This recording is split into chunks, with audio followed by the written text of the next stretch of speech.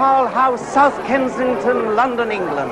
One of the great centres of the Scout movement, which is certainly the biggest and perhaps the kindliest youth movement that this old world has ever known. And here is the founder, Robert Stevenson Smythe Badon Powell, though he preferred to pronounce it Badon Powell, but I, having a weakness for full-blooded vowels, please forgive me, BP. Of course, Badon Powell didn't look like that in the early summer of 1899. He was then 42 years old, a bachelor and a colonel, and he was on dashing leave from his regiment in India, the 5th Dragoon Guards, which he commanded. On that June day, he was dining here at the Naval and Military Club, Piccadilly. While in the middle of his grub, he was approached by Lord Wolseley's aide-de-camp, who said, "The Commander-in-Chief wants to see you." Badon Powell hastened to the old War Office here in Pall Mall. Field Marshal Lord Wolseley said, "Oh, I want you to go to South Africa." "Yes, sir." "Can you go on Saturday?" "No, sir." "Why not?" "No ship on Saturday, but can go on Friday, sir."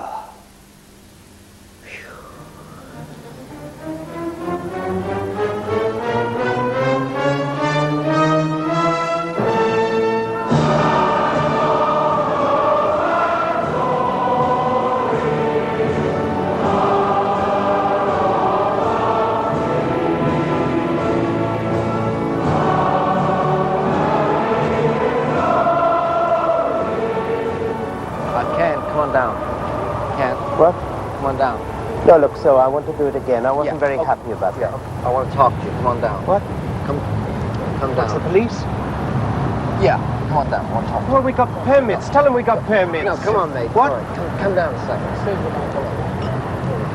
Well, careful. I'm bloody old now. Help us out. Right.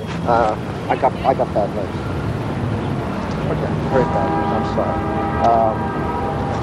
The union, the ACT. They don't want us to do they blacked us. We've been banned.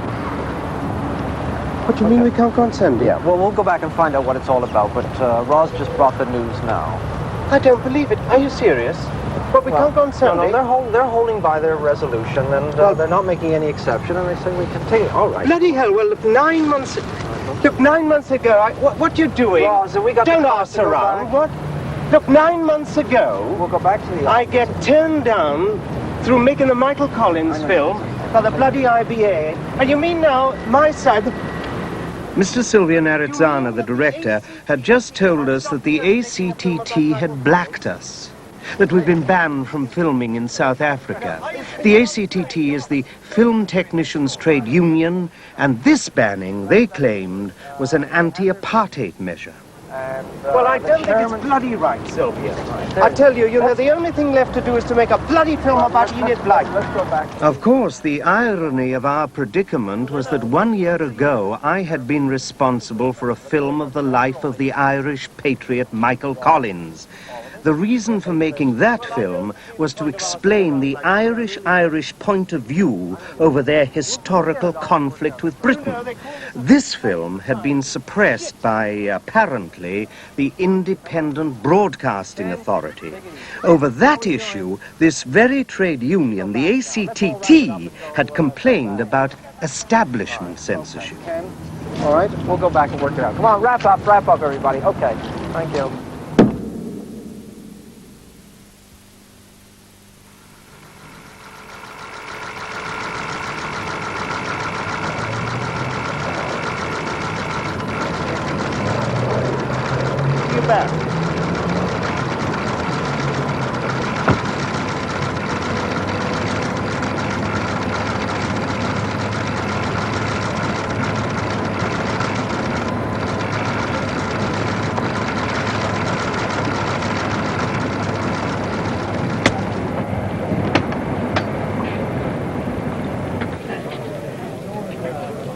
It is an unnerving and frustrating experience to embark on 2 films in a row and have them stopped long before you, the public, could see them, and both prohibited for political reasons.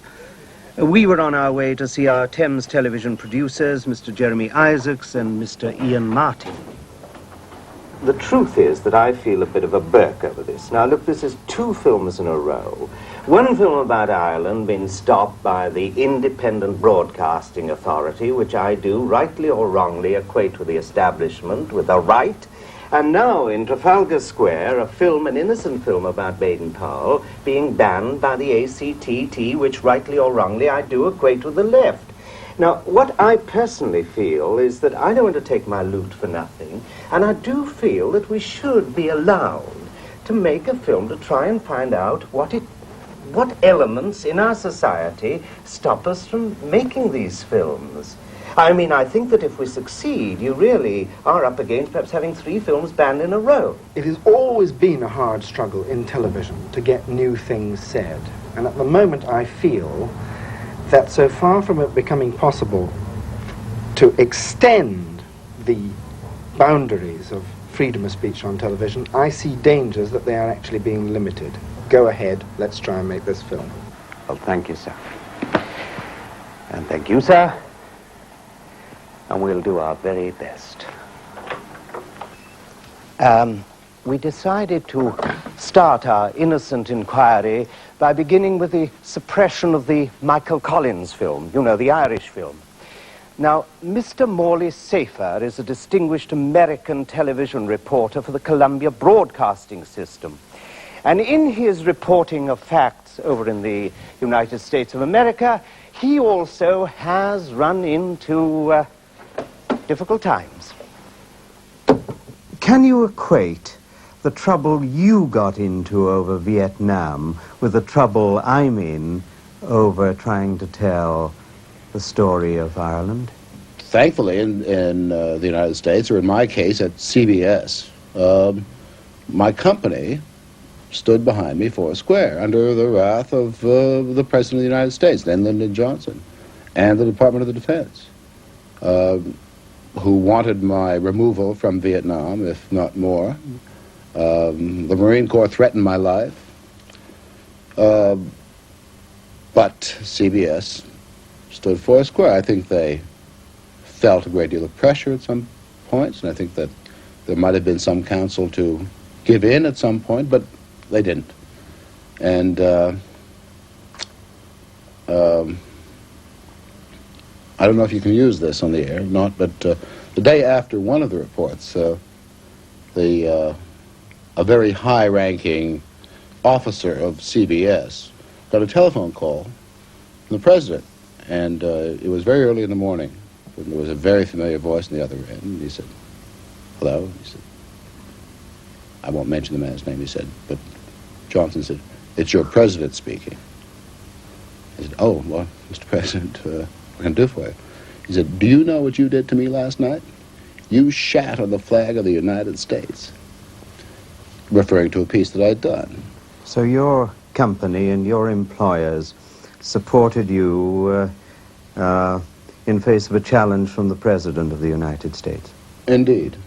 Where do you think in Britain I could get, say, 1/10 of that support to I don't communicate this story about I don't know. I think that what would have to happen is that your report would have to go out, and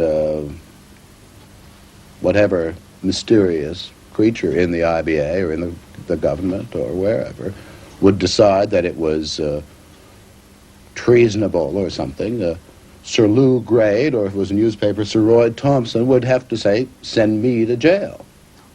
You know, this is where the buck stops." That did happen in America, where Frank Stanton was prepared to go to prison to prevent one of his reporters giving up his notes, which we have the First Amendment in America. Would you define that? Which is simply the freedom of the press amendment to the Constitution, which says that basically speaks very basically of the public's right to know. Usually the right to know has implied the right to know uncomfortable facts. And somehow that desire to know has overridden or put in neutral the attitude of my country, right or wrong, of the wrapping yourself in the flag. There has been this determination to know, and it was severely threatened, I think, and possibly the most serious threat to that was in this administration, in this Nixon administration. What was that Mr. Morley Safer said? The public's right to know?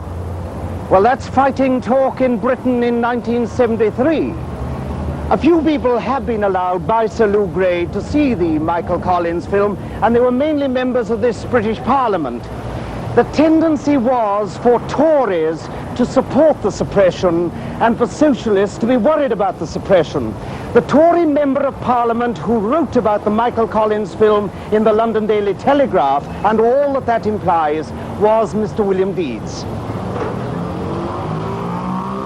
I know one impression on my mind was that a great many of the wives and dependents of soldiers who are now in Northern Ireland would be made angry and depressed by some of the things that were said about the soldiery of 50 years ago. What is the effect on the mind of a mother, of a girlfriend, of a wife, of a soldier in Northern Ireland who hears you saying this? Does she say to herself, oh, well, he's talking of 50 years ago, he's talking of the black and tans, this has nothing to do with my boy in the Warwickshires? I rather doubt that. The only vested interest I have is in something that I've learned from you English about fair play. And I feel that the Irish have never been given fair play from England. Indeed, the whole idea to start this film happened on the morning of that terrible Aldershot explosion when a friend of mine spoke in scathing, obscene words about what the Irish had done there, and I nodded agreement about the char ladies who'd been killed. But I then said something, you see, which I feel as British subjects, we have an obligation to try and understand what on earth made what? Two Irishmen steal a car, fill it with gelignite, driving into Aldershot, put it outside the parachute headquarters. They didn't do it for money. There must be a terrible reason. The whole purpose of making the Michael Collins film was to try and communicate through one man's life, who died in 1922, what it is that makes Irishmen so angry. Many journalists, I'm glad to say, wrote about the suppression of the Michael Collins film, but only one television critic did, as far as I know, and that was Mr. Benny Green. He wrote about it in the Jewish Chronicle. Yes, I think the Jews have had a lot of experience at being Irishmen over the years. Yes. In a sense, under the Tsar, they were the Southern Irish of the Tsar. And they've had a lot of lessons in this question of who's allowed to tell who what's being done to so-and-so. And it's a very serious point. It seems to me that all along the line, other people decide what's good for other people. And they must pardon us if we occasionally doubt their ability to be the judges. As to the reason why I feel obviously passionately concerned about it, and obviously rather frightened by it, is we haven't actually, I don't think we've mentioned the word censorship yet. We've talked about suppression and prevention, etc. Basically the issues are questions of censorship. There are two aspects of this which I think are very, very, very important to us today. One is the style of the censorship, or suppression, whatever you like to call it, and B, it's the nature of the censorship. By the style of the censorship, I mean this.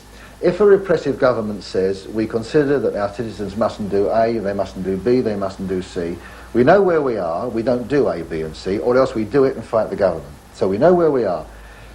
Now the English or the British have a peculiar method of not doing this, of not telling you what you may not do until you've done it, and then stopping you doing it, and then not telling everybody that you've been stopped from doing it. Now I don't know whether this is part of a fiendish plan or part of a sort of blimpish inability to organise their affairs. What I'm saying is that the Michael Collins film has not been censored, it's not really been suppressed, it's kind of been muddled out of the way, and it's been kept quiet, the fact that it's been muddled out of the way. none of us would really be able to find out the man who is stopping the film being shown, or the group of men. Nobody knows who said what to who. The general public hardly is aware that a film's been made and been suppressed. And it's that kind of shadowy, fumbling, subversive backstairs pushing out of the way, which is a very serious thing, because that's the easiest way to erode the liberty of the subject, is not to let him know it's being eroded. The second thing is the nature of the censorship. I think we tend to forget sometimes that the censorship issue is split into two halves. There's the sexual and the political. Now, we live in a permissive age. Not really, only on the sexual half of the issue. Politically, we don't. And I think that the issues involved in your two films are essentially political. And I think people are bewildered. And I think the reason for the confusion is that whereas we're told to do what we like sexually, politically we're kept on a very tight rein. And so we're in a position of a man, really, who, having been encouraged to drop his trousers, looks down and finds that somebody's picking his pockets. And that's exactly the situation. And I find it very, very significant that all these self-appointed custodians of our public welfare, our moral condition, the White Houses and the McWhirters and the Longfords, nothing from them on this at all. Not a paragraph, not a sentence, not a word, nothing. It's as if they're saying that this is not an important issue to us, whereas in fact it's the most important issue there is. For which reason it seems to me that the whole attitude to censorship in Britain is on its head. It's standing on its head. If you show a bum or a tit, panic and consternation throughout suburbia. If you say we're going to tear certain pages out of the history book because we think they're subversive or dangerous, or we want to keep what happened from you, nothing at all. I don't think anyone in the higher echelons of politics or government in this country was particularly shocked by Watergate, by the fact that public officials lied, that telephones were tapped, or by any of it. I think that in this country, the security services, whether it's MI5 or the Special Branch or Scotland Yard or whoever, when they want to tap a phone, they don't go and ask permission from anyone. They simply go out and tap it. I understand there's something called a listening room in every one of the exchanges, in London anyway, where someone with the right credentials can simply go in and listen. I mean, they may make a fuss about bringing a tape like that into court, but that's the least of bugging court. So that,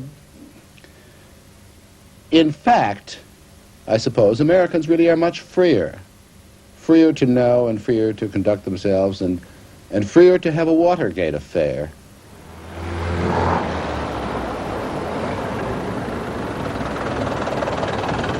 Now, I claim that the suppression of the Michael Collins film began, take a couple of bob, will you, when four gentlemen from the Independent Broadcasting Authority viewed the film, what, a year ago? Thank you very much. Now, they didn't suppress the film themselves, but one of them had a bit of a chat with Sir Lou Grade, the head of ATV, and Sir Lou did the deed himself. One of those gentlemen, but not the one that had that chat with Sir Lou Grade, is Professor Cathcart, who incidentally has since resigned from the Independent Broadcasting Authority. I can tell you what the basis on which, as officers of the IBA, endeavouring to interpret the Act, we decided about your programme. We decided it was offensive to the Act in two respects. On the one hand, it failed in conforming to the Section 3(1)A, which states that if a program is an incitement to disorder, or for that matter, if it causes in some measure public distaste, then it shall not be shown. I would stress the first of those, incitement to disorder. And the second part of that same division of the Act, which says, it's Section E, says that a program must be impartial. And on those two grounds, the officers would have felt that your program probably couldn't have been shown. The issue is that there is an Act to be interpreted, which says that broadcasting programs going over the ITV system will be impartial. Would you define for me what impartial means? Impartial for me involves an objective assessment of a situation, and which has within it, if an emotional commitment, then some indication that there is another side to be heard. But are you happy about this? I mean, how can anyone make a film without heart, without feelings? Well, I agree that there is a problem here, but I suggest yes, I'd like you to discuss this problem I with suggest the problem lies very much in the heart of what is required of British broadcasting. You know, feel that I have too much heart? No, it doesn't refer to you, No. but there is a commitment within the law to an emphasis upon the notion that there should be impartial programs. Now, if we accept that as the law, your argument is with the law, because... Do you disagree with that law? That's another question. Let me say that then your argument is with the nature of British broadcasting and finally with Parliament and the way in which Parliament legislates, and not an argument with the IBA officials who have only one function, which is to interpret it. I agree with you profoundly that whenever they make a decision, it should be a public one. I agree with you entirely on that. This is one of the reasons why I was dissatisfied with my role. But what it really amounts to, isn't it, that categorically, legally, that filmmakers must not be partial and must not be committed? Shall we say, not committed to the extent that they cannot see the other side. Well, I do see the other side. But it doesn't come across in your program. Well, my film was about Michael Collins, and not to explain what the Protestant problem was. I mean, you know, to explain what the Irish. I think that if I had explained what the Protestant problem was, the film would be shown.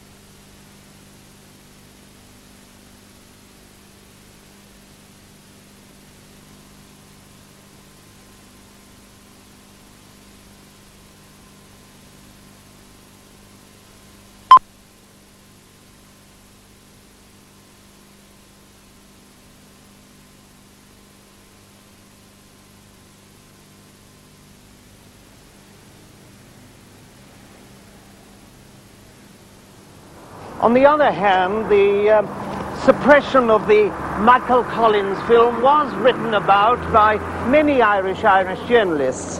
And perhaps the most tenacious and persistent of them was young Mr. David Brazel of the Irish Press. Perhaps he personifies Irish feelings on the subject.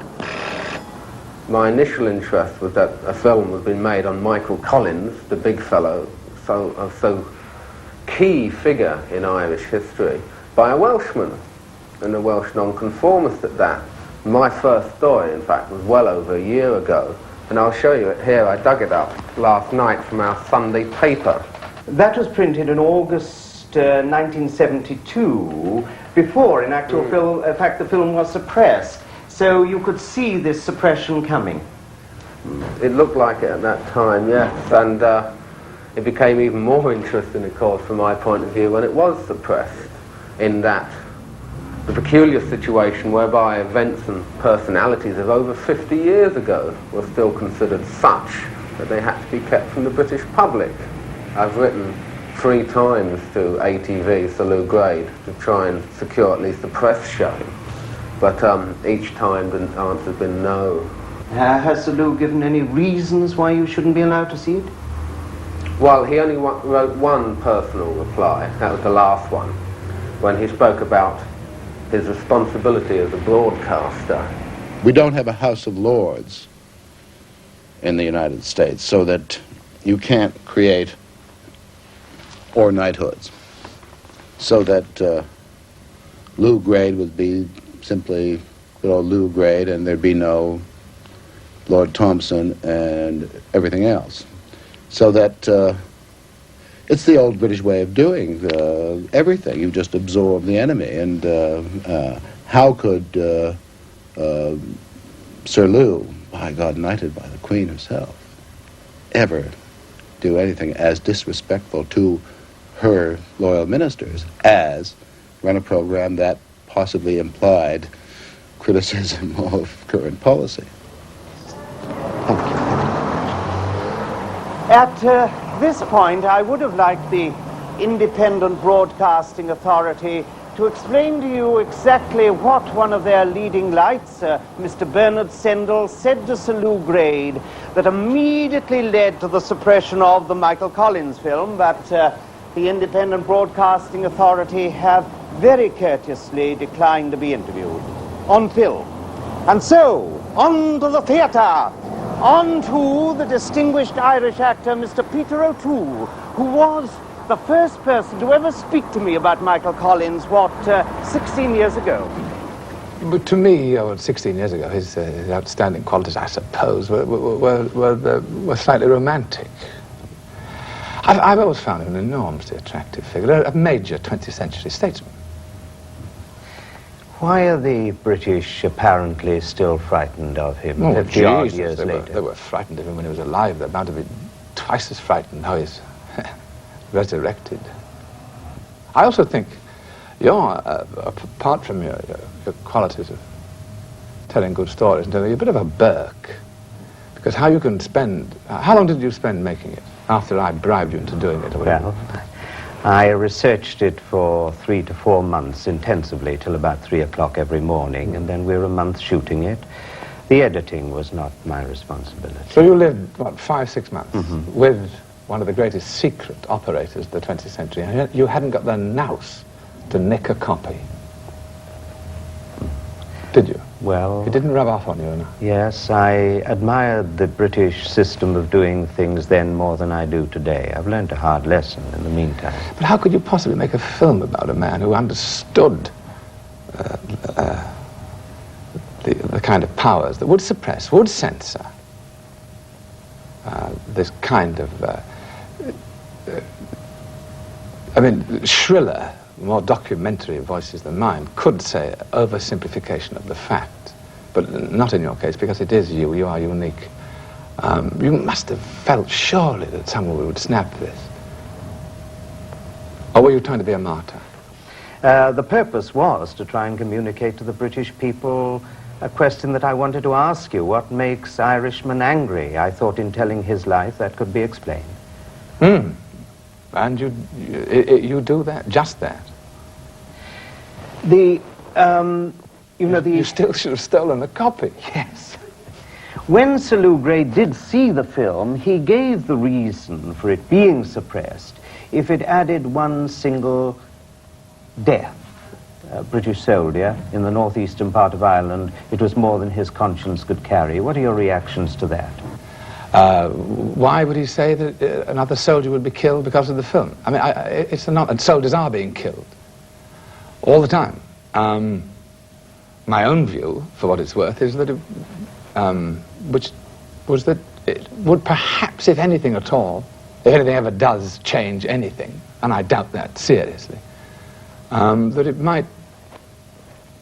it might cause someone to think twice about shooting a soldier, because I know in my own family who are so frustrated that that these facts about the situation in, you cleverly call the northeast of Ireland. Well, it'd be incorrect to call it Ulster. Indeed. That these facts are not known, are not seen, are not heard. The liberty to know, to utter, to argue freely according to conscience. And you do argue according, I think, to conscience. Above all liberties. I think that these frustrations are terrible. And I think to see, my father would be, I told him the story of the film, he was so pleased, he was so delighted, he went bouncing like a bubble that someone had said something that he knew. It's not whether one more death is going to occur, but which policy will cause the least deaths in the long run. Now that's a different thing entirely. And I believe in all political issues, the way to keep deaths down to a minimum, you can't rub them out completely because we're an imperfect race. The way to cause deaths less than any other way is to tell the truth. Is to be open-handed and honest and say, this is what we did, this is what happened, that's what happened to him, therefore the situation today, therefore what shall we do? The truth is indispensable if we're going to keep death and bloodshed down to a minimum. And I think people that say if we show this film it might cause one more death are frauds, I'm afraid. If you have a situation there where British soldiers are being killed, I think the British people have a right to know why people want to kill British soldiers and not indulge in pat condemnations. There must be an explanation rather than just a simple gut reaction. And there does not seem to be the will in the British establishment to face up to the full responsibility for deliberately engineering to a large extent the current turmoil with the negotiations and settlements of over 50 years ago. Can you quote any inaccuracies in it? It would be unfair not to say that the inaccuracies are very, very minute ones. It's a question of interpretation and perspective that is at stake here. And so factually, you would agree that it's correct? It is substantially correct. It is, of course... I'm worried about this substantially, you know. What exactly is inaccurate because about every historian knows very well that you can state the facts, but it's the perspective into which you put them that causes... And you have given your perspective. You've already said that this is a program which states the Irishman's position. And of course I would say to you that it doesn't even do that, because it states a very specific Irishman's position, and that is Michael Collins. Well, it is the life of Michael Collins. Yes. The film is the life of Michael Collins. Yes. It isn't the life of Eamon de Valera. Yes, but you see, impartiality means you, the very emotional commitment that you have to Michael Collins is one which makes a very dramatic program, but it doesn't make it impartial, because you do not communicate in that program any kind of perspective. You are totally dedicated to Michael Collins. I do recall statements by you, which I thought could be challenged. And it was because I saw nothing that was inaccurate, but heard from you things which I would have challenged politically. For example, some of the things that were said, even the short, sharp sentences you delivered about the British Army at this stage or that stage, or the perfidy, perhaps you didn't use the word, the perfidy of the British cabinet. Well, I did in actual fact say, I did go so far as to say about the auxiliaries, and let's remember that I was speaking of the early 1920 and 1919, and the black and tan, that they were comparable to Nazi SS troops in their record. Absolutely right. Yes. Well, now, I'm not saying that, it's not a question whether it's accurate and I wouldn't dream of saying that about our soldiers there today. Let's assume there are inaccuracies. Or let's assume that you went more heavily on some things than you went on another. Nevertheless, it's part of, I presume no one's disputed this, the texture of the history of the 20s and the Troubles in Ireland, right? Mm-hmm. What was wrong with it? What reason was given? Why didn't it go on the air? And who was the villain in keeping it off the air? That's what I don't understand. Wow. Could you think of anything on television, short of perhaps somebody's deliberately stepping on a poodle, that could incite this country? Can you think of anything that you might do that would send people up in arms, that would demoralize the security services? Seriously. Yes, I don't think they've used the word incite to disorder or what have you. I think what they really mean is incite to think. But in fairness, we are dealing from two entirely different standpoints. I accept that you, as the filmmaker, must present faithfully what is really on your heart, in your mind, and so on and so forth. I wouldn't deny that for one moment. It's almost an act of scholarship. The scholar must be faithful to the facts and his beliefs. But the politician has his responsibilities as well. Now, really I insist this is not a disreputable role for the politician to play. True, he can't fit into your picture of integrity, the filmmaker who wants to present faithfully Ireland as he's seen it for the last 50 years. Nor, in fact, can he absolutely defend the interest of his subjects. But he's got to drive a line somewhere down the middle, somewhere between your idealism and how he construes his responsible duty to defend those for whom he is answerable. And he is answerable for the services in Northern Ireland, whether they ought to be there or whether... Now, he's got to compromise. He will never, in fact, strike a line which will draw public approval, and least of all, a line that will draw approval from people like yourself. But wouldn't it be splendid if this government, if this country were to say, we really shouldn't have behaved like that 52 years ago, and we have upheld that behavior to this very moment, and again it is the innocent soldiers who are there to carry on this deception. I mean, if the soldiers' wives, if the soldiers themselves, and this is treasonable, of course, knew exactly what England has done in Ireland, they might have reservations about being there, and that's what I'm really after. Well, I would like to see this government say, we did something terrible which ended 52 years ago. In a way, we've upheld it since, but we are sorry we ever did it. We must right that wrong, and the soldiers must be there in an honest capacity at last. But you've been honest enough yourself to say, and this is treasonable, and you know this is so. If you are going to sow into the minds of the soldiers doubts as to whether they should be there at all, apart from what they may be doing, then you have committed, I'm afraid, an offence, not just a sin, but you have committed an offence in our annals. And that is, again, I'm sorry, something politicians have got to uphold. You said it.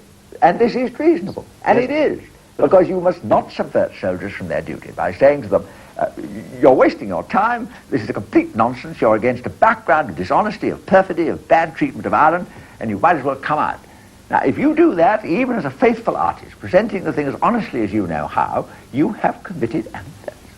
It's in the nature of power groups to suppress, to control information, to wage propaganda campaigns. I mean, I'm not particularly surprised at it. What I'm surprised at is the gutlessness of the means of communication in this country by that power group, by the fact that somebody didn't find the face of the IBA. Not particularly over your film, but there have been other cases of this, and possibly even more controversial, where somebody didn't have the raw nerve to be prepared to go to prison, to put it on and to publish and be damned.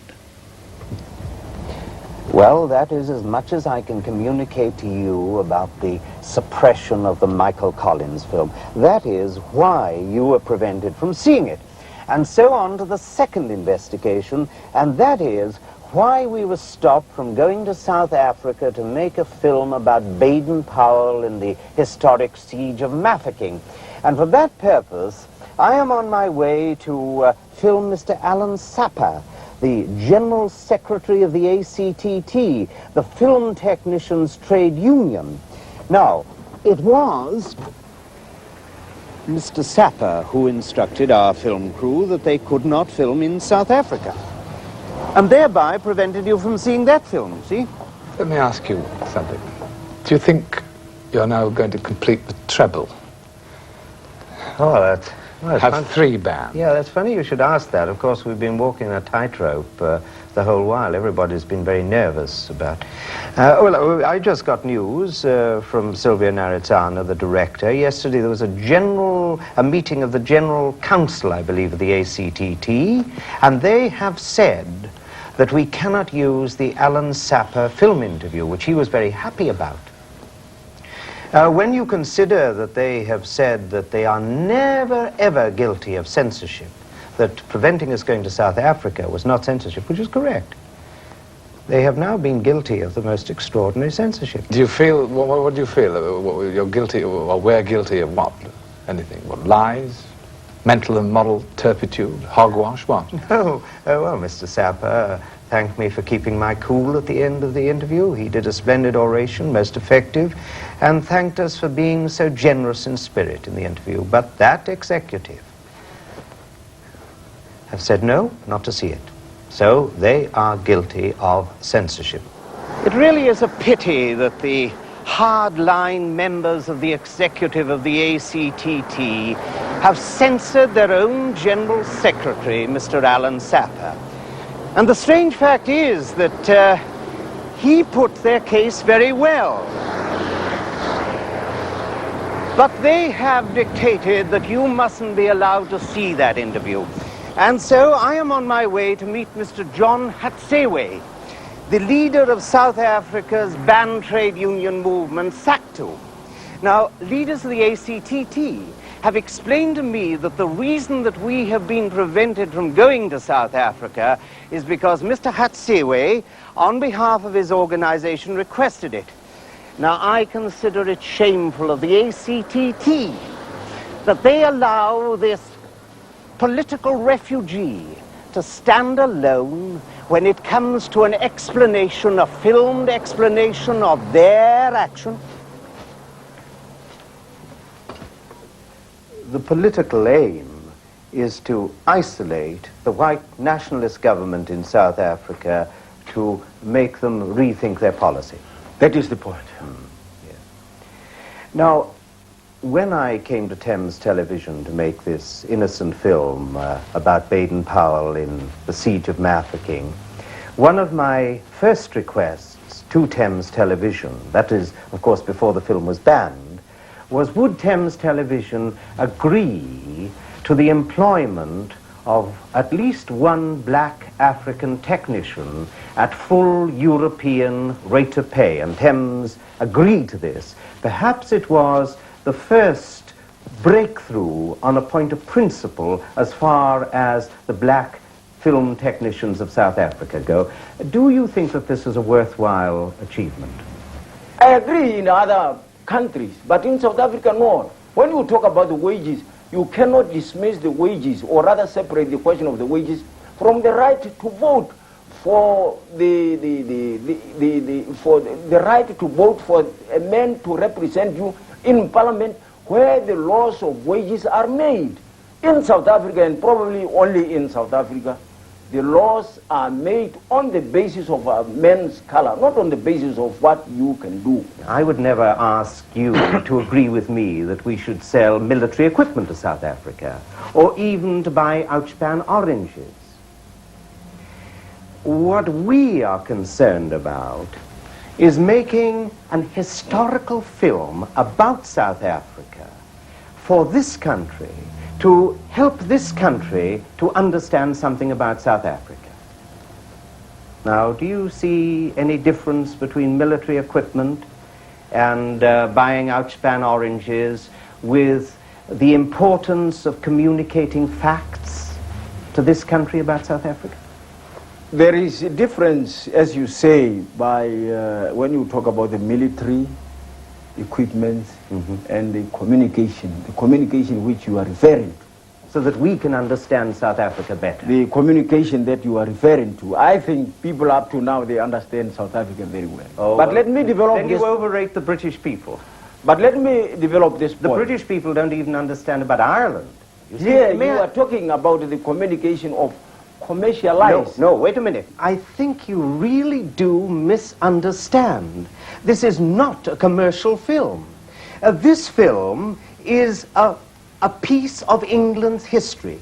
It is deeply and seriously researched about an episode in Britain's imperial past. Now, here I'm saying, quite frankly, is that the decision comes from us. And this decision... From us, from who? From us, the South Africans, yes. as an appeal, as I've already said from the beginning. And these decisions have spread. These appeals have spread, and other people have picked it up to be able to use as we have requested them to do. And this includes the ACTT. Now here again, we come back to the question of the marriage, the question of what kind of film and what kind of song. It is not so much if it is ourselves, undoubtedly, I think perhaps there can be some discussion. It is by no means that I'm trying to say that the ACTT has gone wrong here and there. Not at all. The ACTT was definitely quite correct in supporting us on this issue and so on. Now, I wouldn't like you to make much emphasis on the point that, well, you are the first person who allowed us to have a discussion, because I'm merely expressing my personal opinion that, well, I think probably there might be some discussion on this kind of thing. Now, I am reluctant to argue against Mr. Hatsiwi, a hard-pressed exile here in London with his wife and children, refugees in faraway Botswana. But fortunately for us, the South African Mr. Athol Fugard, probably with Mr. Alan Paton, the most effective fighter against the theory of apartheid, is in London at this particular moment, together with two of his black African colleagues. They are performing one of their plays here at this Royal Court Theatre. For me, the question of the boycott of South Africa, whether it is the cultural boycott or the economic boycott, raises a series of issues, or, as I experience them, dilemmas which, and I really don't want to sound theatrical at all, I experience as being traumatic. And I do that, it reaches me that way because of what a boycott in fact is. Now, correct me if I'm wrong, but basically, a boycott psychology is an attempt to starve a situation into submission. Mm-hmm. And let us make no mistake about that whether you are boycotting as a playwright or whether you're not eating outspan oranges, that is in effect what you will be doing to the South African situation. You will be depriving it. Now, I do understand, I've heard, and I understand the argument raised by those people, such as you say, the union involved in thwarting your attempts to get out of South Africa. I do understand the argument advanced by them in nevertheless facing those consequences, in still going on to advocate the boycott. And the choice is obviously very simple, because it finally involves a choice, is that nothing is going to be achieved without sacrifice. Not fine, regrettably, bitterly regrettably, because I don't think these people talk glibly when they advocate boycotts. People are going to suffer. People are going to die. But without that sacrifice, no change is going to be possible in the South African context. Now, all I can say is that I would find it totally impossible to sacrifice what I know is alive now, what I love and cherish now, for something I don't really know about in the future. I mean, an act of faith, and there is no reason to doubt that act of faith, informs them in saying, now come on, we've got to make sacrifices, because there is the possibility, God knows, that society we come from is so evil that any alternative is conceivably better. It would be hard almost to come up with a worse society. So any change, almost on the face of it, would involve a better society. And I understand that and at one level believe it, but I find myself personally totally incapable of the arithmetic which says, for the sake of, for the cause, for the future, for children who've not yet been born, the children living now. Make myself clear? And of course you're equally opposed to the suppression of communication. Exactly the same thing. I mean, the quality to our living is also reduced by Harold Pinter, by Samuel Beckett, by John Osborne, by Genet, not allowing us the chance of living with all that they as artists represent. There is an equivalent starvation. We suffer rickets mentally and spiritually as a result of that as well. And I can go on from that to say that, to bring it, in an attempt to bring it right home to the reason for you talking to me, is that I think we are again, deprived when opportunities of making work in South Africa. You know, in this case yourself, coming out to do the film on Badon Powell. I think that's a great pity, because opportunities would have existed, would have crossed your path in the course of making it, that might have had the sort of consequences that I personally believe in, which are consequences here and now. Possibly I am now without a vision in terms of South Africa's future. That might well be true. But I am certainly not without a very real survival impulse of here and now. And the extent to which we lose these opportunities, these possibilities, well, I can only say it again, we are diminished. I sometimes have the feeling, and it's a hard statement and a crude statement, but I will make it, that I'm keeping company with people who hate the system and its evil more than they are concerned with or love the victims of it. Do you understand what I'm saying? I mean, on what basis is one trying to do anything about South Africa? Is it because one hates or because one loves?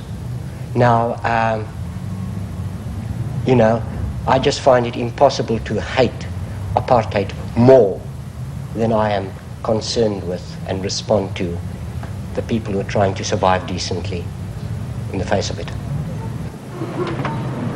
Well, that is the argument for and against the freedom to tell historical facts on British television, as it applies to my comic predicament, argued by some of the people who got involved in those two films which the powers that be say you must not be allowed to see. Happy Christmas and up the Republic. Are we eroding our fundamental rights or are we not? And if we are eroding our fundamental rights, does it matter?